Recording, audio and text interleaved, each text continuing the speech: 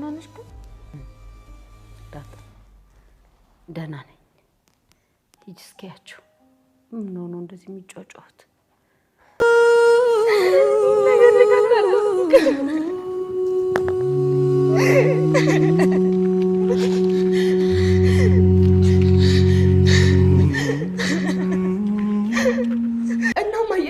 አውቃ ነው ይሄን ነገር ዝም ያለችው። ዛሬ ተጋግዘን አንድ ነገር ካላረግን በጣም ከባድ ችግር ይፈጠራል። ምን አገባኝ ናታን? አያገባኝም። እማዬ የፈለገችው ነገር ማድረግ ትችላለች። እኔ ከማዬ ጎን ነኝ። ይለያዩ ነው የምትይኝ ኤቢ? አዎ ይለያዩ። ታዲያ ማዬ ሶስተኛ ሚስት አትቀመጥ ናታን። ይሄ ወንጀል ነው። እሺ ኤቢ፣ እስኪ መጀመሪያ ይሄ ነገር እንዴት ሊፈጠር እንደቻለ ልንገርሽ።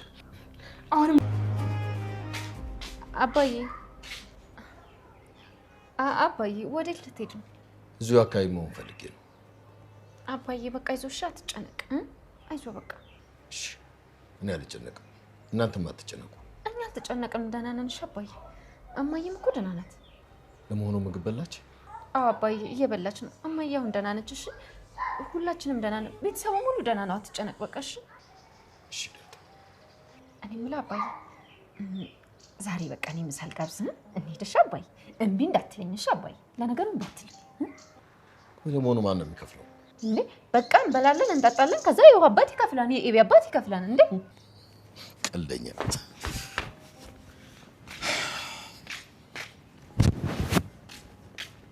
እንደው ምን አለ እዚህ ቤት ባልመጡ ባላወቅኳችሁ። ምንድነው ሆኖ አሁን እኮ ከጋሽ ሲገባ ይቻላል። እንዴት ምንድነው? ጋሽ ናሚ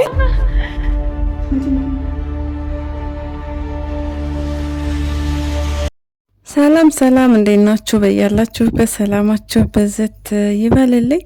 ለቻናሌ አዲስ ከሆናችሁ ሰብስክራይብ እንዲሁም ላይክ እና ሼር በማድረግ ቤተሰብ ሁኑ። እንግዲህ የዚህ ቤት ድባብ ምን ይመስላል? መጨረሻውስ ምንድነው? በጣም ያስፈራል። ብዙዎቻችሁ ይህንን ቤተሰብ በጣም ነው የምንወደው። እውነተኛ ቤተሰብ ነው የሚመስለው። እንዲሁም ደግሞ ድራማ እንደሆነ እያወቅን ውስጣችን በጣም ተረበሸ የምትሉ ብዙ አስተያየት አላችሁ። እውነት ነው። በጣም ነው ውስጥ የሚረብሸው። በቃ አለ አይደለ ባይሆን የምንለው ነገር እንደዛ ነው እያስተናገድን ያለ ነው። የማርቲ ፊት ያ በቃ ሳቅ፣ ያ ጨዋታ፣ ያ ፈገግታ ጠፍቶ አሁን ላይ ፊቷ እንደ እሳት ይጋረፋል። አስቡት ደግሞ በዚህ ላይ የገዜና የለዛ ንጭንጭ እኝኝኝኝኝ እያሉ ነው።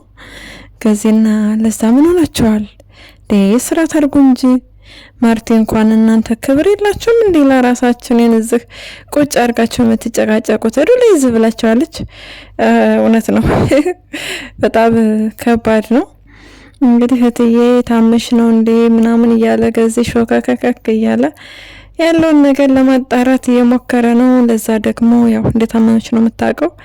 ሌላ ምንም የምታውቀው ነገር የለም። ተሻለሽ ወይ እንዴት ነሽ እያለቻት ነው። እረፍት እወጣለሁ ስትል አቶ ገዜ ዘራፍ፣ አካኪ ዘራፍ። ወይኔ ገዜ ግን ምቀኝነትህ ቀናህ። በቃ የእውነትም ለዛን ወድሃታል ማለት ነው። ዝም ብሎ ነገር አይደለም። ይህማ ከልብህ ነው። በጣም በቃ ስርጥ ብላ የገባችሁ። ለዛን ለማፍቀር አይቻልም። በጣም ደስ የምትል ልጅ ነች። ግን ደግሞ አንዳንድ ጊዜ የምትናገረውን ነገር ብታቅ መልካም ነው ገዜ። ምክንያቱም በሆዴል ልትገዛ ልትደልለኝ ምናምን ነገር ልታታልለኝ የምትለው ነገር አለ። እሷ ቁርስ ሲሆን ቁርስ፣ ምሳ ሲሆን ምሳ፣ ራት ሲሆን እራት ግዴታ መስጠት ስላለባት ነው እንጂ አንተን ለማታለልና ለመሸንገል አይደለም። ብትቀበልና ብትበላ መልካም ነው። ደግሞ የበላና የተማረ ወርቁ አይወርቅም ይባላል። እውነት ነው። ስትበላ ስትጠጣ ነው አንተ እንግዲህ ካቻ ጋር እሷ የፍቅር ቄጠማዋን ስትቀነጣጥስ ቁመህ ለማየትም አቅም ለማግኘት እንደው ለመፎከር እንኳን ራሱ አቅሙ የሚኖርህ ስትበላና ቁመህ ስትሄድ ነው፣ ስትጠነክር ነው አቶ ገዛዬ። ስለዚህ መብላት መጠጣት መቻል አለብህ። ሙዝ እንደሆነ ሙዝ ነው፣ ከአንጀት አይደርስም። በቃ ሙዝ በኪስ ደግሞ እንዴት ነው መደበቅ የቻልከው? ሰው ምግብ እየበሉ ምግብ አልበላም እና ምግብ መብላ ካልገደለህ ሙዝ ለምን ትበላለህ ነው እኔ ጥያቄ። አቶ ገዛኸኝ እንግዲህ እረፍት አይፈቀድም። ዘራፍ ውሸቷን ነው።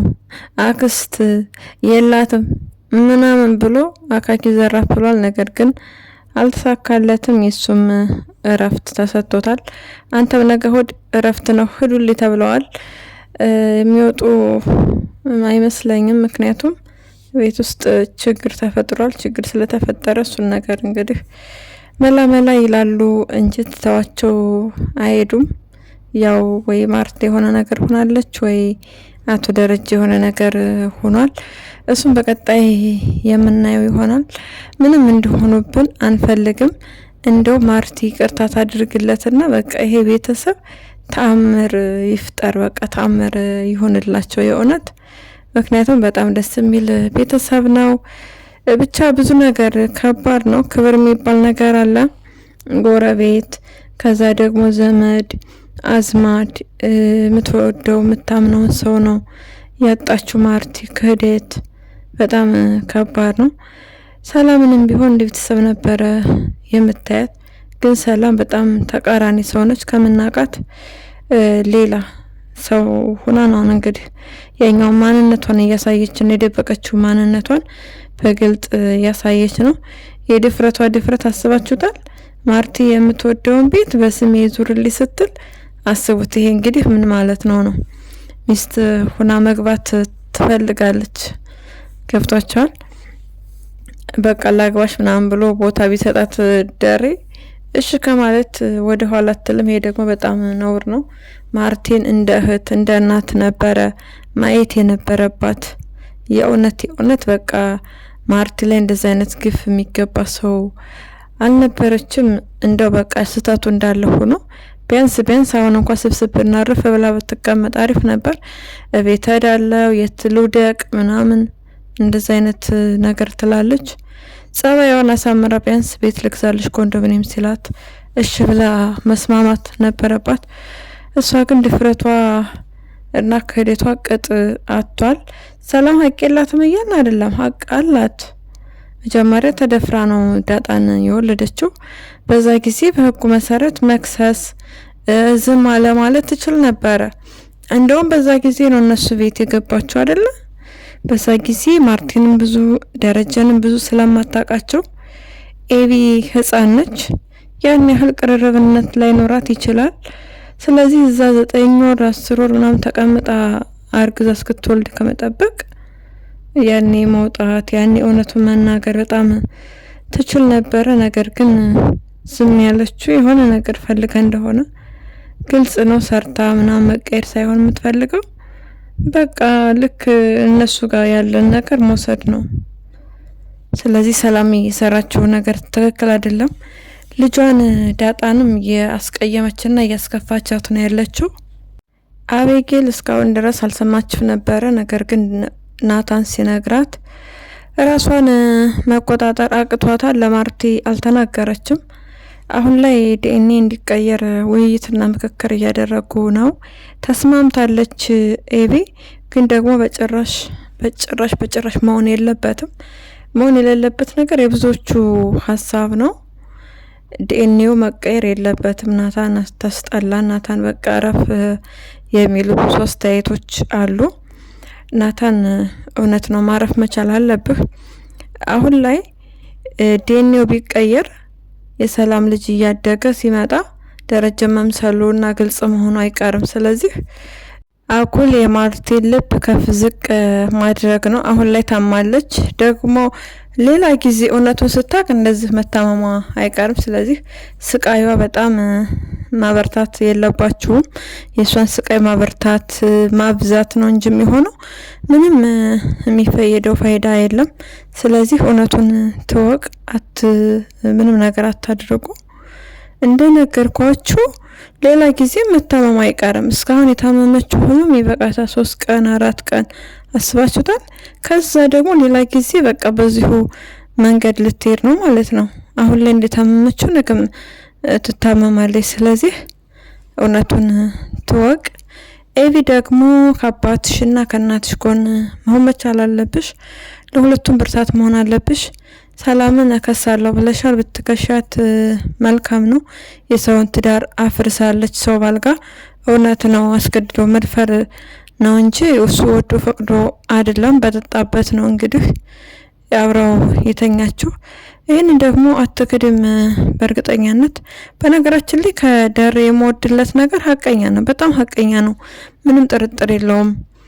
ያው ጊዜ ምንድነው ጊዜ ጥላላ አይደለም የሚባል ልክ እንደዛ ሆኖበት አንድ የተሳሳተ እንጂ ትዳሩን ቤቱን በጣም የሚወድ በጣም የሚያከብር በህይወቱ አንድ ጊዜ ነው የተሳሳተው። በቃ እሱም ዳጣን ወለደ። ይሄ ነው፣ ሌላ ችግር የለበትም። ይህንንም ቢሆን ለኤቢና ለናታን ነግሯቸዋል። ኦኬ። ስለዚህ የሁለተኛው የሱ ጥፋት በጭራሽ የለበትም። ከዛ በፊትም ሰላም እንግዲህ ልታማልለው ልታስታስተው ብትሞክርም ራሱን እየተከላከለ የኖረ በጣም መልካምና ድንቅ አባት ነው። ትዳሩን የሚወድ ሰው ነው። ስለዚህ ደሬ ከምን ጊዜውም በላይ ከጎኑ ልትሆኝለት ይገባል አባትሽ። ምክንያቱም አንቺን ፊት ከነሳሽ እንደ ማርቲ የሚቋቋምበት አቅም አይኖረውም እና ይሄ ማልፍ የሚመስል ቀንን የምታሳልፊለት እስካሁን ድረስ አናድሽዋል። እስካሁን ድረስ ባለው እድሜሽ በቃ አስደስተሽዋል። ባለፈው ተከራክረሽ ስታስወጪ ምናምን ብቻ ብዙ የኮራብሽ ቀናቶች አሉ፣ ብዙ ያዘነብሽም ቀናቶች አሉ። ስለዚህ ከምን ጊዜውም በላይ በቃ አሁን ላይ ነው እሱ ልትታደጊው የሚገባው። አባትሽ ምንም እንዳይሆንብሽ መጠንቀቅ አለብሽ ኤቢ። በጣም ከባድ ነው፣ ይከብድሻል።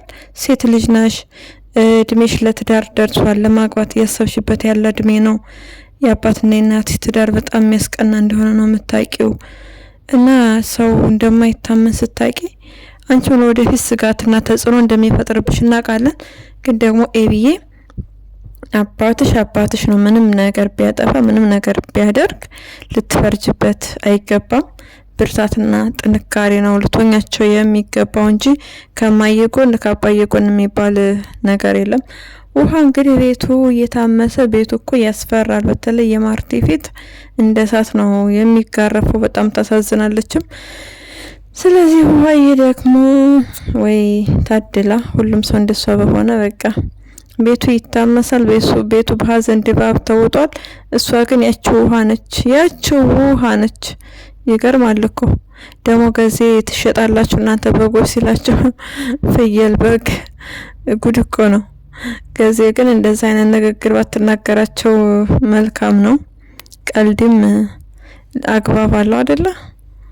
ስለዚህ ምጥን ደግሞ ብልጥ ነች። ምጥን የዋህ የምትባል አይደለችም። ውሃዬ እንግዲህ ቀንድ ቢኖሬ በግ መስል ነበረ እያለች ትገኛለች። የኔ ውሃ እውነትም ውሃ ነች። ስለዚህ ጊዜ እንደዚህ አይነት ንግግር ባትናገራቸው መልካም ነው። ቢያንስ ውሃ ለመመለስ በቃ ያኔ ልትማርበት የምትችለው አይነት ነገር እንደሚጠቅማት ይጠቅማል፣ ይሄ ይጎዳል ብለህ ቢያንስ ብትነግራት መልካም ነው እንጂ እሷ ለራሷ በግናት እንኳን በግነሽ ብለሃት። ስለዚህ ጥሩ የሆነ ነገር ብትናገርና ብታስተምራት መልካም ነው ባይነኝ። ምጥን በጣም ጎበዝ ነች። ኤቢ ስታለቅስ አብራ አልቅሳ ቁጭ ብላ አብራ ተከፍታ ምናምን። ግን ደግሞ ኤቢ ራሷ ጋር ስላልነበረች ያው ዞር በይልኝ ሂጂልኝ ምናምን ብላ አባራታለች። ያው በኤቢም አይፈረድም፣ ጥሩ ስሜት ላይ አልነበረችም። በዛ ስሜት ሆና ሰው እንዳያት አትፈልግም። ግን ደግሞ ከአቅሟ በላይ ስለሆነ ነው ቤት ትታወታ እንደዛ እያለቀሰች የነበረው እንጂ ጎረቤት፣ ጓደኛ፣ ማንም ሰው በዛ ስሜት በዛ ሙድ ላይ ሆና እንዳያት አልፈለገችም። ግን ደግሞ ያጋጥማል፣ ምንም ማለት አይደለም። ኤቢዬ በርቺ፣ ጠንከሬ። ናታን እንዴት እንደወለደ ሰላም እያስረዳት ነበረ። እንዴት እንደሚወለድ ልታስረዳኝ ነው ወይ እንዴት እንደተኙ እያለች ትንሽ አስቸግራ ነበር። ነገር ግን የተረዳች ይመስለኛል አባቷ ጥፋት እንደሌለበት እንዳመነች። ስለዚህ ሰላም ወንጀል ሰርታለች። የወንጀሏን ዋጋ ደግሞ መቀበል መቻል አለባት። ዳጣ እናቷ ሰላም እንደሆነች እስካሁን ያወቀ የለም። የሚያውቀው እንግዲህ ናታና ብቻ ነው። ስለዚህ ኤቢ ስታቅ ምን የሚፈጠር ይመስላችኋል? ነገሩ እየከረረ ነገሩ እየባሰ ነው የሚሄደው። ብታቅ የዳጣና ሰላም እንደሆነች ብታቅ ጥሩ ነው በእርግጥ። ምክንያቱም እውነቱ ሲነገራት ዳጣን ጥለውባት ሰላም እንደተበቀለችው እሱ ነገር ቢናገራት አባቷን የማመንና አባቷን የመደገፍ እድል ይኖረዋል። ስለዚህ ብታቅም ችግር የለውም። እሱን ደግሞ እንግዲህ ቀስ አርጋችሁ ብትነግሯት መልካም ነው። አሁን እያለች ያለችው እንደ ሶስት ሴት እማዬ ሶስተኛ ሚስት ናት ወይ እንዴት ከሁለት ሴት ሁለት ልጅ ይወልዳል እያለች ነው የጮች ያለችው። ዞሮ ዞሮ ደረጀ ጥበቃ ያስፈልገዋል። ጥፋተኛ ነው ተብሎ ሰውን ማግለል ሰውን መተው የለብንም። በነገራችን ላይ ዝጋ ለኛ ለህይወታችን ትልቅ ትምህርት ነው። ማንም ሰው ሊበድል ይችላል። ማንም ሰው ምንም ሊያደርግ ይችላል። ስለዚህ ከቻልን ፍጹም ይቅርታችን መስጠት ነው። ያ ሰው ይበልጥ እንዳይጎዳ ልክ እኛ እንደተጎዳና ያ ሰው ቢጎዳ ምንም የምንጠቀመው ጥቅም የለም አይደል? አብሮ ለመኖርም ላለመኖርም ይቅር ባይነት ትልቅ ነገር ስለሆነ ማርቲም ይቅርታ አድርገሽለት እንግዲህ ደረጀም በማይጎዳበት መልኩ አንቺን ፈጣሪን ተደግፈሽ እንግዲህ በርተሽ ነጠንክረሽ የሰውንም የጎረቤቱንም አፍ ተቋቁመሽ የምትኖሪበትን ነገር ለማግኘት ራስሽን ማዳመጥ መቻል አለብሽ። ማርቲ እንግዲህ ዳጣን እያለቻት ያለችው ቃል ገባልሻለሁ ምንም ነገር ቢፈጠር አልተውሽም እንደ ልጆች ነው የማይሽ እያለቻት ነው። በጣም በቃ አንጀት እኮ ነው የምትበላው ማርቲ ሆነ ታሳዝናለች። አስባችሁታል እንግዲህ ዳጣ የደረጀ ልጅ እንደሆነች አታውቅም። የተወለደችው ከሰላም እንደሆነ አታውቅም። ነገሩን ስታውቅ ሚስጥሩን እውነቱን እንዴት እንደሆነ ምን ያህል መረዳት አቅም አላት ማርቲ የሚለውን ነገር በቀጣይ የምናይ ይሆናል። ነገር ግን ደግሞ አንዳንድ ጊዜ ነገሮችን ከመደበቅ ነገሮችን በግልጥ ሰላምም ደረጀም ተሰብስበው በግልጥ ያለውን እውነት እስካልተናገረው ድረስ ይሄ ቤት መታመሱ አይቀርም። ማርቲም ለመረዳት እንግዲህ እንዳግዛት እውነቱን ነው ማወቅ ያለባት።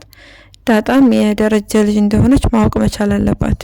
ምንም ነገር ቢፈጠር አይዞሽ ከጎንሽ ነኝ አልተውሽም። አስባችሁታል?